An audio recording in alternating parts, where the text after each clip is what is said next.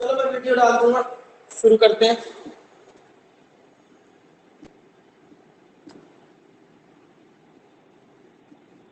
तो आज करें शुरू? आया ही नहीं। कोई बात नहीं, मैं वीडियो डाल दूंगा, ये वीडियो देख लेना जो आज का लेक्चर है। आज हम करने जा रहे हैं Biot and Savart law. Biot and Savart law, दो साइंटिस्ट थे, क्या नाम था उनका? Biot and Savart. उन्होंने क्या बताया था? It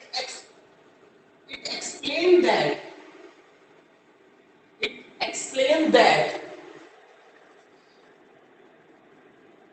magnetic field, it explained that the magnetic field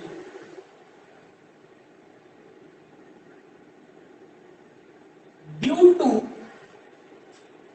current element, due to current element, उन्होंने मैग्नेटिक फील्ड बताई थी किसकी वजह से?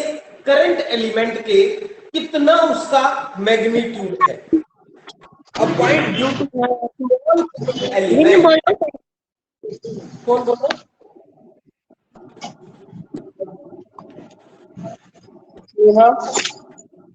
माइक बंद करें। क्या बताया था? It explain that magnetic field due to current element, कि मैग्नेटिक फील्ड का मैग्नीट्यूड क्या होगा। It is also called, it is also called Laplace law. It is also called Laplace law. इसे लैपलेस लॉ का भी नाम दिया गया। It is also called a Laplace law. Laplace law, उन्होंने एक एक्सपेरिमेंट किया था, उससे ये लॉ डिफाइन किया, उससे ये लॉ को डिफाइन किया, उसे लैपलेस लॉ भी नाम दिया गया। क्या बताया था उन्होंने? उन्होंने कहा एक करंट एलिमेंट है, एक current carrying current I flow हो रहा है। एक करंट एलिमेंट वायर है जिसमें करंट कितना फ्लो हो रहा है? आई। उन्होंने कहा एक करंट एलिमेंट लिया, कंसीडर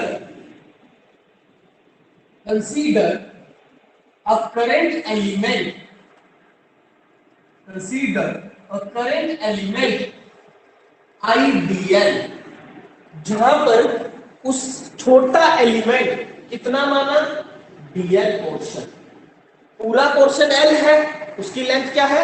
एल, और स्मॉल पोर्शन की हमने क्या लेंथ मान ली? डीएल। तो करंट एलिमेंट कितना हो गया?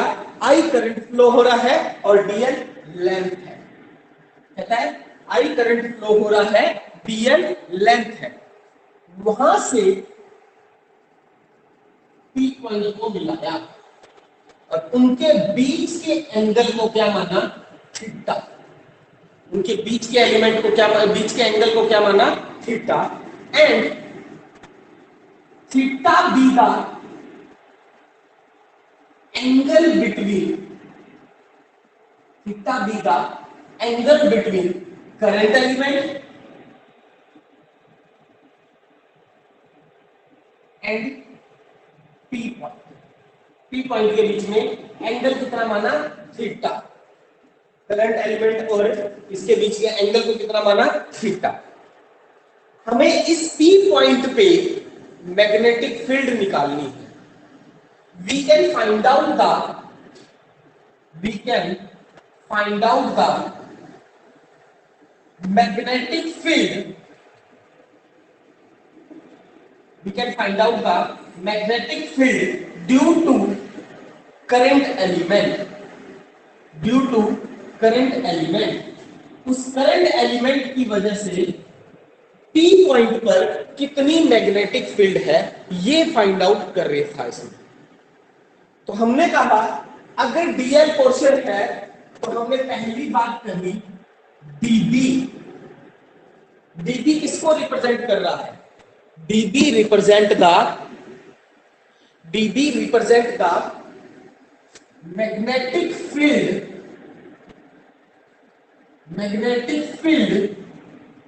due to current element dB क्या है? dB जो है वो क्या है? करंट एलिमेंट की वजह से कितनी मैग्नेटिक फील्ड है, इस छोटे पोर्शन की वजह से इस P पॉइंट पर कितनी मैग्नेटिक फील्ड है, उसको हमने किससे रिप्रेजेंट कर दिया? dB से। क्योंकि B तो हमने कहा मैग्नेटिक फील्ड है और dl लेंथ है तो dB मैग्नेटिक फील्ड है। समझे? अब मैं कहता हूं एक्सपेरिमेंट से उन्होंने फर्स्ट पॉइंट सजेस्ट किया, it states that dB is directly proportional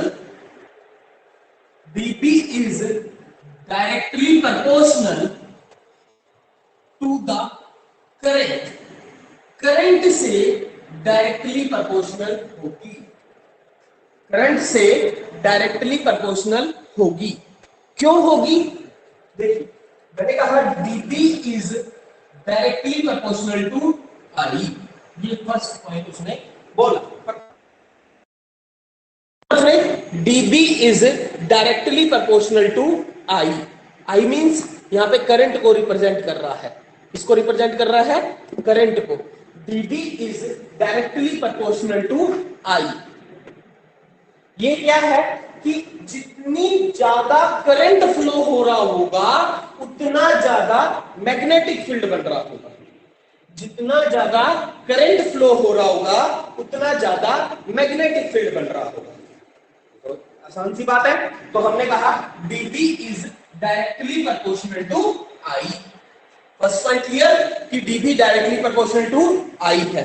दूसरा, dB is directly proportional to dl। दूसरा पॉइंट उसने बोला dB is directly proportional to dl।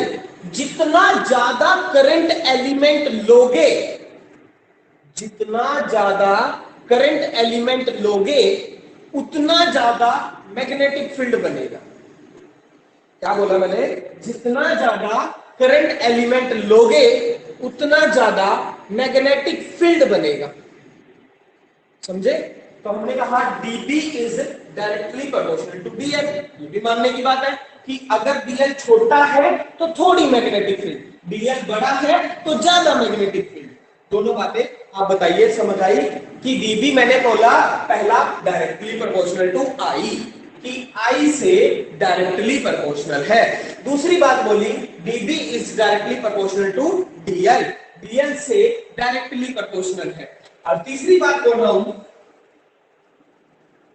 dB is directly proportional to sine theta. अब magnetic field और current में हमने Fleming's right hand rule पढ़ा था कि हमने मैग्नेटिक फील्ड और करंट एलिमेंट से ये पढ़ा था कि ये आपस में 90 डिग्री पे होते हैं। कितने पे होते हैं? 90 डिग्री पर। तो 90 डिग्री पर है तो हमने dB is directly proportional to sine theta. ठीक है, तो साइन थीटा से मतलब ये सबसे मैक्सिमम P पॉइंट, सबसे ज्यादा मैग्नेटिक फील्ड कब होगी? जब ये आपस में परपेंडिकुलर टू ईच अदर है। तो साइन थीटा मैक्सिमम 1 पे होता है तो 90 पे होता है, तो हम लेंगे यहाँ पे साइन थीटा। और फोर्थ बात उसने बोली थी dB is inversely proportional to R square. dB is inversely proportional to R square. R is the distance between them. Ideal और P पॉइंट के डिस्टेंस को हमने किससे रिप्रेजेंट किया? R से। R क्या कह रहा है? जितना दूर चला जाएगा, तो हम हर जगह लिखते आ रहे हैं कि जब मैं इलेक्ट्रिक फील्ड की बात करें, मैग्नेटिक फील्ड की बात करें, ग्रेविटेशनल फील्ड की बात करें, तो R से स्क्वायर से इनवर्सली प्रोपोर्शनल होता है। तो ये चार बातें इन्होंने लॉ में दी थी। dB is directly proportional to I, dB is directly proportional to dl, dB is directly proportional to sin theta. dB is inversely proportional to r square। ये चारों बातों को हमने मिला दिया। हमने चारों बातों को मिला देते हैं तो हम क्या लिख सकते हैं, मैं लिख रहा हूं dB is equals to directly proportional to IDL sin theta by r square। dB चारों बातों को मिला दिया, मैंने चार बातें बताई हैं। dB is directly proportional to DL, dB is directly proportional to I, dB is directly proportional to sin theta, dB is inversely proportional to r square। चारों बातों को मिला दिया, dB is proportional to IDL sin theta by r square, IDL sin theta by r square। ये बात होगी। अब पहले प्रोपोर्शनल हटाना है, हमें क्या करना है, प्रोपोर्शनल हटाना है तो हमें कौन सी कांस्टेंट टर्म लगानी पड़ेगी। तो dB is equals to mu naught upon 4 pi. वहां पे देखो जब इलेक्ट्रिक फील्ड निकाल रहे थे तो वहां पे लगाया था 1 पाई 4 पाई एप्सिलॉन नॉट, और यहां पे क्या लगा है mu naught upon 4 pi IDL sin theta by r square। dB is equals to mu naught upon 4 pi IDL sin theta by r square, sin theta by r square, sin theta by r square। तो ये तो बाकी तो समझ आ गया। अब ये नई बीमारी आ गई, mu naught upon 4 pi. Mu not 4 पाई तो आपको पता ही है, तो म्यू नॉट को कहा जाता है absolute magnetic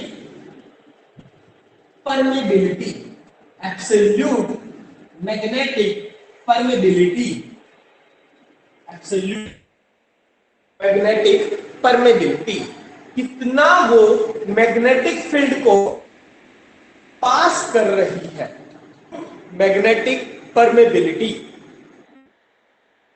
free space, free space में यहां पे देखो फ्री स्पेस है, वहां फील्ड होती थी 1/4 pi epsilon not mu naught upon 4 पाई। इसकी वैल्यू भी क्या है, जिसकी वैल्यू होती है mu naught upon 4 pi is mu naught की वैल्यू फिक्स है पावर -7। म्यू नॉट अपॉन 4 पाई की वैल्यू कितनी फिक्स है, और -7 वहां पे कितनी थी 9 इंटू 10 की पावर, यहां पे कितनी है म्यू नॉट अपॉन 4 पर वैल्यू होगी 10 की पावर -7।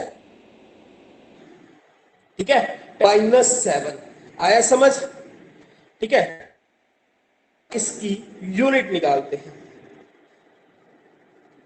अरे ये था हमारा बायोट सेवर्ट लॉ, इधर तक नोट कर लीजिए एक बार इसको नोट बताता हूं। अब निकालेंगे इन बायोट सेवर्ट लॉ, ये रब कर रहा हूं, बायोट सेवर्ट लॉ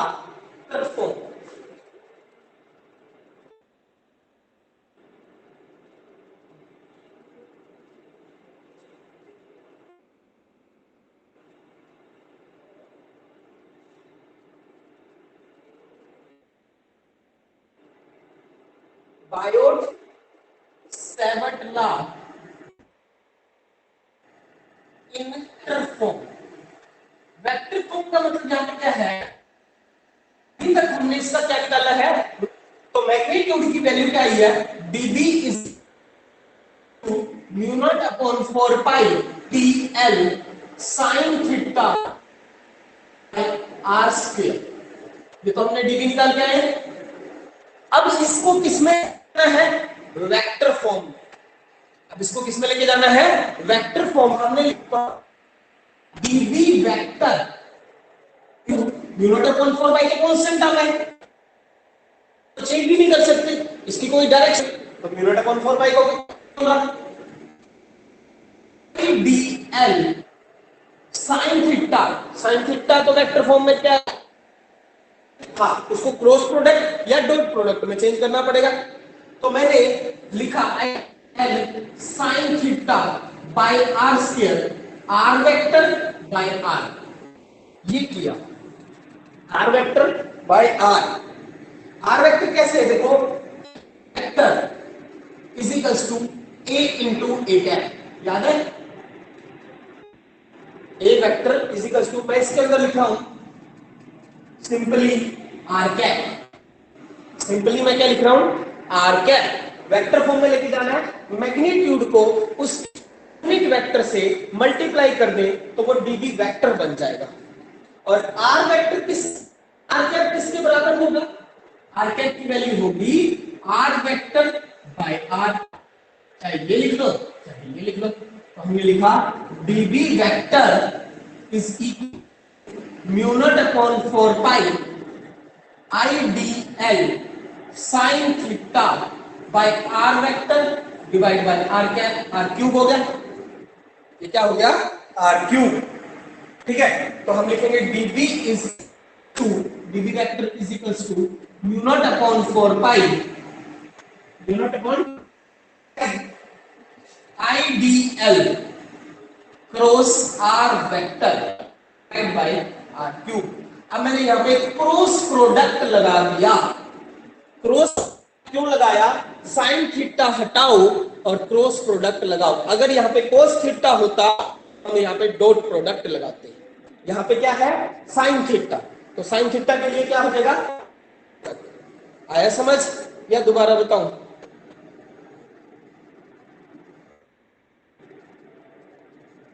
ठीक है, आज इतना ही करेंगे। ठीक है, सबट ला पूरा आप कर लेना। ठीक है, इसकी वीडियो भेज दूंगा मैं। ठीक है।